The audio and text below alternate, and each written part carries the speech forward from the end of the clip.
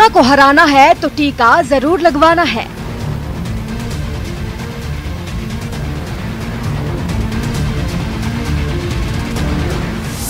Allergy वाले मरीज लगवा सकते हैं कोरोना की वैक्सीन।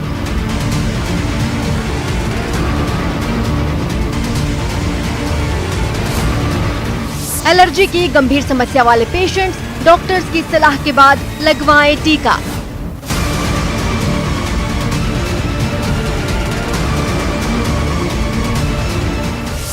मामूली एलर्जी वाले मरीज वैक्सीन लेने में ना करें संकोच।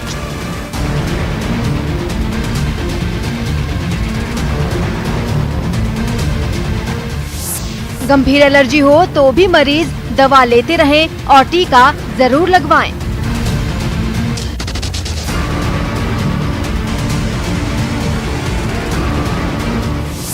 वैक्सीन लगवाने के बाद भी एलर्जी वाले मरीज नियमित रूप से दवा लेते रहें।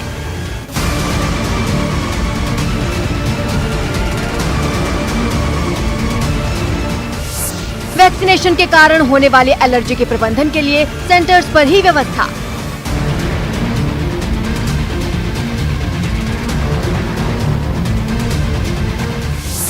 वैक्सीन से ब्लड क्लॉटिंग की आशंका ना के बराबर।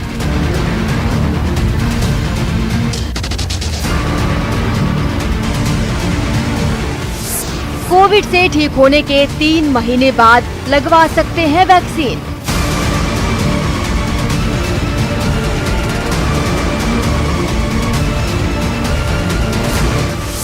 वैक्सीन को हाँ या ना। तो सवाल बेहद सिंपल है, वैक्सीन को हाँ या ना। स्वागत है आप सभी का, आपके साथ मैं हूं स्वप्निल। देखिए, तमाम तरह की बातें लोगों के बीच में हैं। वैक्सीन को लेकर कई जगहों पर स्वास्थ्य कर्मियों को पापड़ बेलने पड़ गए लोगों को समझाने में कि वैक्सीन लगवाई है। लेकिन अगर हम बात करें आज के इस बुलेटिन की कड़ी में कि वो लोग जो किसी एलर्जी से जूझ रहे हैं या किसी अवस्था में है, गर्भावस्था हो सकती है या फिर मान लीजिए कि सांस लेने में दिक्कतें होती हैं, तो इस तरह के लोग क्या करें, वो वैक्सीन लें या नहीं, इस पर डॉक्टर्स क्या कहते हैं, इन्हीं तमाम जानकारियों को लेकर हम आपके सामने आए हैं। मेरे साथ जो गेस्ट मौजूद हैं आपको इंट्रोड्यूस करवा देता हूं। Doctor Rohit Batra consultant dermatologist हैं सर गंगाराम अस्पताल के, और डॉक्टर श्याम माथुर एचओडी हैं मेडिसिन एसएन मेडिकल कॉलेज के। आप दोनों का स्वागत है न्यूज 18 राजस्थान पर। शुरुआत बेहद सिंपल क्वेश्चन से करना चाहता हूं। डॉक्टर श्याम माथुर, तमाम तरह की एलर्जीज होती हैं, कुछ सिंपल भी होती हैं, कुछ गंभीर भी होती हैं। तो ये जो एलर्जी वाले मरीज हैं, वैक्सीन लेने के लिए किस प्रक्रिया से गुजरे? उन्हें हो सकता है कुछ बातों को लेकर झिझक हो। जिनको गंभीर एलर्जी है और जो दवाइयां हैं वो दवाएं लेते हुए गंभीर एलर्जी में ऐसा कोई अभी हमारे सामने ऐसा नहीं आया कि एलर्जी होते हुए भी कोई रिएक्शन ऐसा हुआ हो। तो जिनको माइल्ड एलर्जी है वो तो वैक्सीन आराम से ले सकते हैं, और जिनको गंभीर एलर्जी है, जिनको ज्यादा है, वो जो दवाइयां एलर्जी की ले रहे हैं वो दवाइयां लेते हुए वैक्सीन को ले सकते हैं। तो वैक्सीन के बारे में इतना डरने की जरूरत नहीं है कि हमारे को गंभीर लक्षण आ जाएंगे। तो जिनको एलर्जी हुई वैक्सीन ले सकते हैं, अनलेस कोई पास में कोई सीरियस इवेंट हुआ हो, अदरवाइज यस ले सकते हैं।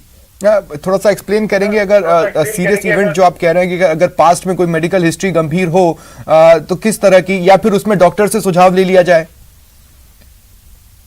तो मैं आपको फॉर एग्जांपल दूंगा, किसी को अंडे से एग से एलर्जी है और वो क्लियर हिस्ट्री देता है, सर जब भी मैं अंडा खाता हूँ मेरे को सीवियर सांस में तकलीफ हो जाती है, इवन मेरे को हॉस्पिटलाइज होना पड़ता है। तो ऐसे पेशेंट को हम सावधानी पूर्वक वैक्सीन लगा के अंडर ऑब्जर्वेशन 1 घंटा रख लें। दवाई पहले से एंटी एलर्जी को हम दे सकते हैं। यूजुअली हम 1 घंटा तक वैसे भी ऑब्जर्वेशन में रखते ही हैं, तो ऐसे मरीजों को और हम ध्यान से ऑब्जर्वेशन में रख सकते हैं।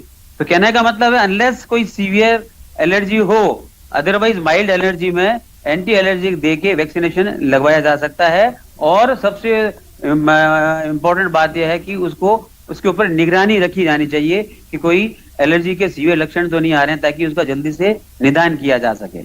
ठीक है।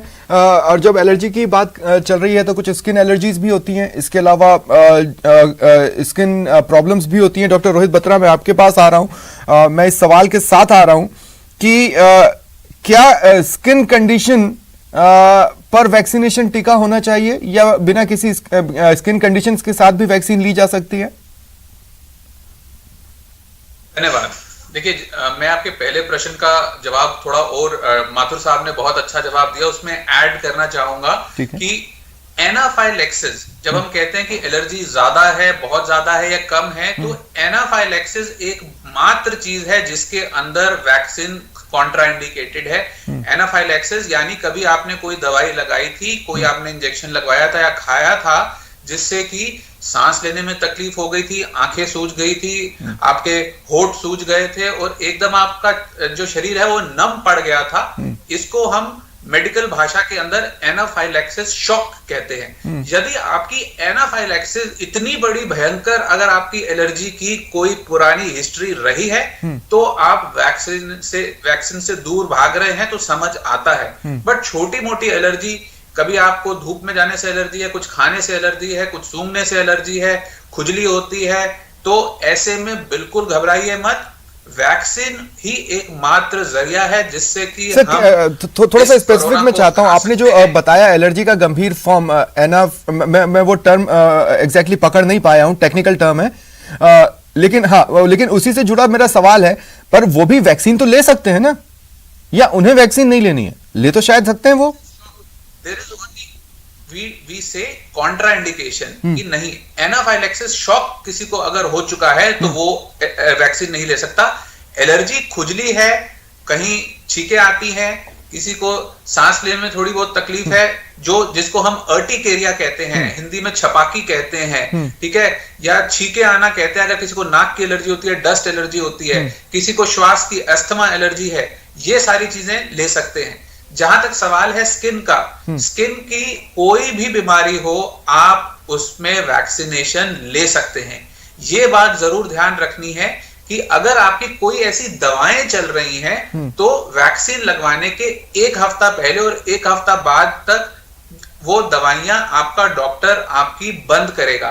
कई लोग जैसे सोरायसिस से प्रभावित होते हैं, विटिलाइगो से प्रभावित होते हैं, या कोई ऐसी बीमारियों के चलते जिनके अंदर रूमेटोलॉजिस्ट जो दवाइयां देते हैं, गठिया बाव जिसको कहते हैं, रूमेटॉइड अर्थराइटिस कहते हैं, इन चीजों के अंदर जब आपको इम्यूनोसप्रेसेंट ड्रग्स जिसके अंदर सबसे कॉमन है स्टेरॉइड, या जिसको हम मीथोट्रेक्सेट कहते हैं जो सोरायसिस के लोग लेते हैं, या गठिया के लोग जो लेते हैं, या अगर कोई इम्यूनोसप्रेसेंट ड्रग जिनमें माइकोफेनोलेट मोफेटिल आती है, साइक्लोस्पोरिन आती है, या एजाथायोप्रिन आती है, ये मैं जेनरिक नेम इसीलिए ले रहा हूं ताकि जो श्रोता आज हमें देख रहे हैं, अगर उनकी ऐसी कोई भी दवाई चलती है तो अपने डॉक्टर से पूछें।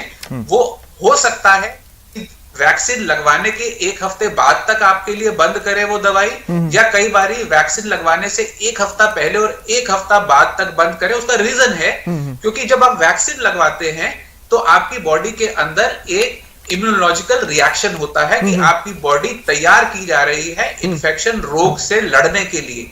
यदि आप कोई भी इम्यूनोसप्रेसेंट दवा ले रहे हैं, जैसे स्टेरॉइड हुआ या मीथोट्रेक्सेट हुआ, तो आपकी बॉडी की इम्यूनिटी सप्रेस्ड है, तो बॉडी वो वैक्सीन के जो आपको लगी है उससे जो आपको एक सुरक्षा कवच देने वाली है वो पूरा नहीं बन पाएगा। नुकसान कोई नहीं है, वैक्सीन अगर आपने दवाई खाते हुए भी लगवा ली, बट आपको जो उससे फायदा मिलना है वो कम रहेगा। इसलिए डॉक्टर्स सोरायसिस में, विटिलाइगो में, गठिया के अंदर, ऐसे में जब इम्यूनोसप्रेसेंट चलते हैं तो उसकी थोड़ी डोज कम कर देते हैं या हफ्ते के लिए बंद कर देते हैं। ठीक है डॉक्टर बत्रा, मैं आगे आपके पास आता हूं। देखिए अभी तक जितने भी टीवी चैनल्स पर ये बातचीत हुई है कि इन्हें वैक्सीन लेना चाहिए, किसे नहीं लेना चाहिए, वो एक पर्टिकुलर दिशा मुझे कई बार लगा कि उस तरफ बातचीत नहीं हो पाई। और इस सवाल के लिए डॉक्टर श्याम माथुर मैं आपके पास आ रहा हूं। डॉक्टर श्याम माथुर, देखिए हमने देखा है कई लोगों को इंजेक्शन से इनबॉर्न डर है, वो इंजेक्शन लगवाते वक्त थर थर कांपते हैं। मैं बात कर रहा हूं साइकोलॉजिकल या साइकेट्रिक कंडीशंस की, मैं बात कर रहा हूं फोबिया की। अब हो सकता है कि वो इतना जेन्युइन हो कि वो बुरी तरह से अंदर से हिल जाए और परेशान रहने लगे, तो ऐसे लोग क्या करें? वो वैक्सीन वो लगवा तो सकते हैं, फिजिकली तो वो ठीक है, लेकिन उनको एक मेंटल ट्रॉमा से गुजरना पड़ेगा।